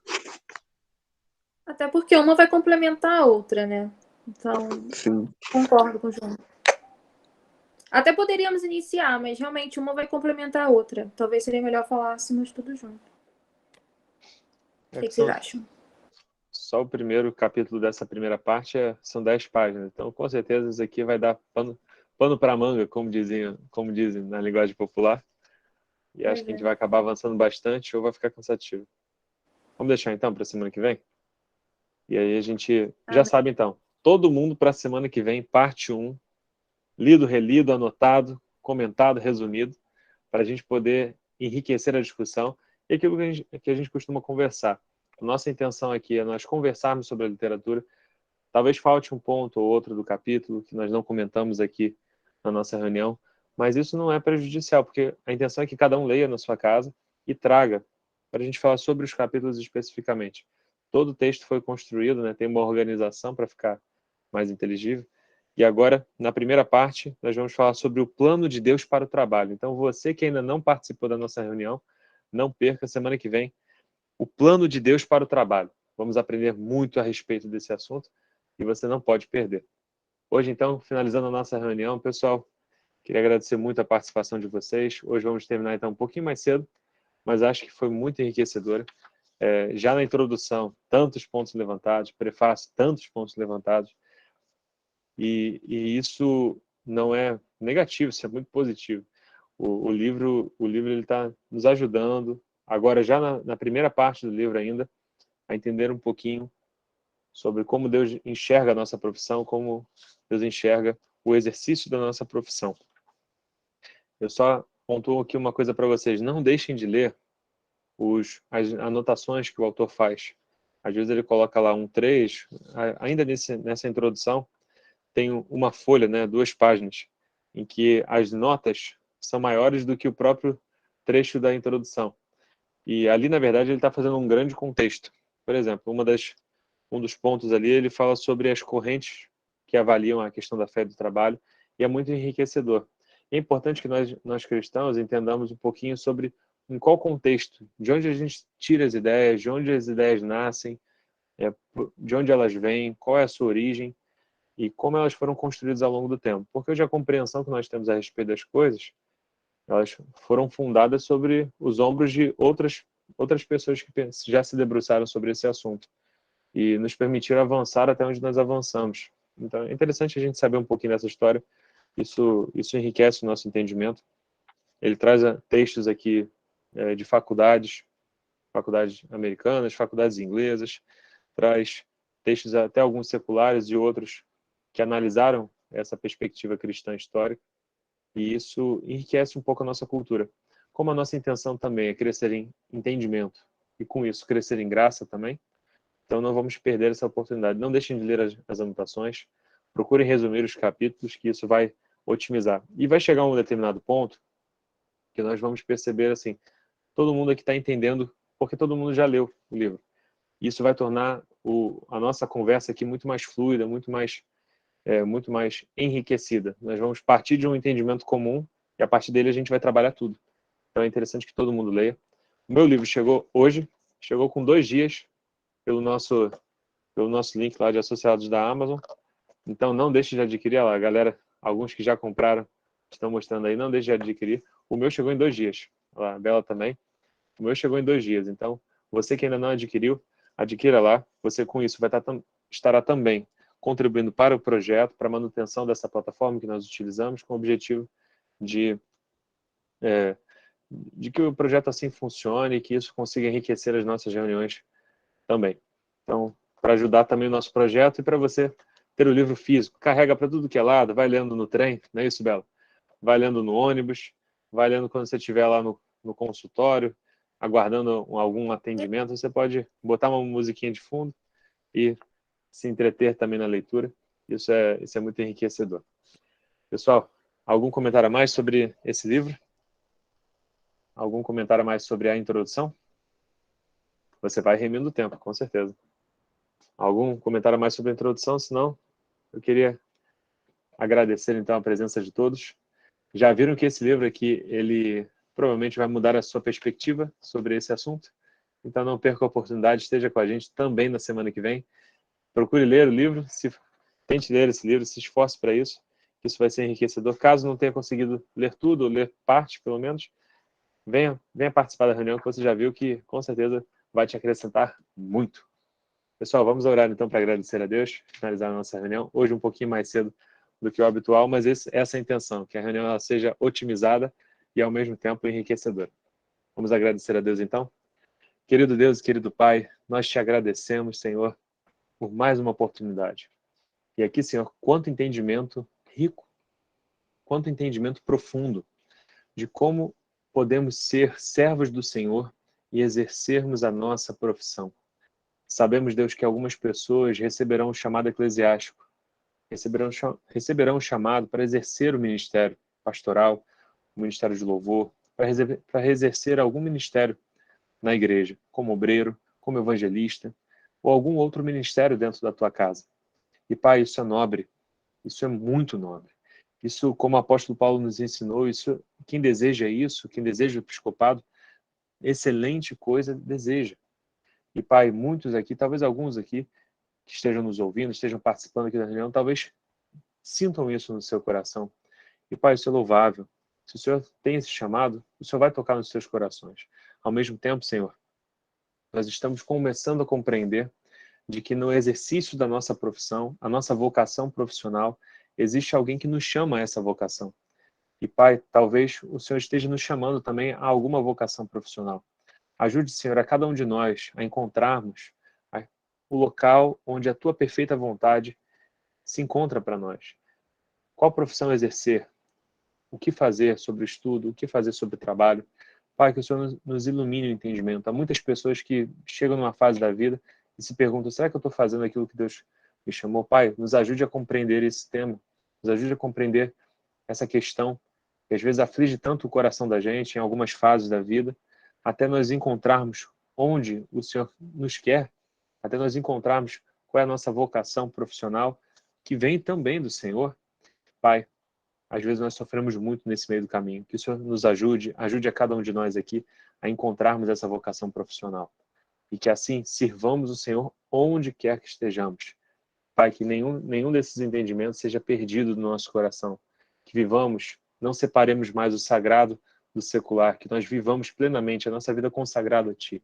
Que nós não percamos isso de vista, nós não percamos que o exercício da nossa profissão também será ali resplandecido. O exercício da nossa profissão terá o resplendor do Senhor, porque nós somos sal da terra e luz do mundo. Obrigado, Senhor, por esse entendimento. Obrigado, Senhor, por essa mensagem, por mais essa reunião. Que o Senhor continue nos edificando e nos faça crescer em entendimento, crescer em graça contigo. Amém. Pessoal, glória a Deus. Deus tem sido muito bom com a gente, né? São temas e esse título aqui vai enriquecer esse trabalho aqui, esse trabalho do Timothy Keller e da Catherine Leary Ausdorf. Eu prometo que eu vou melhorar a minha pronúncia. E não à toa foi um best-seller do New York Times. Realmente excelente indicação. Então não percamos as nossas próximas reuniões, que tem muito ainda por vir. Para você que está nos acompanhando aí pelo YouTube, nessa gravação depois, fica aqui o nosso abraço. Obrigado por ter assistido até aqui e não perca a próxima reunião semana que vem do Clube Leitura e Graça. Até a próxima. Vou dar tchau aqui agora com o meu livro. Tchau. Semana que vem a gente se encontra.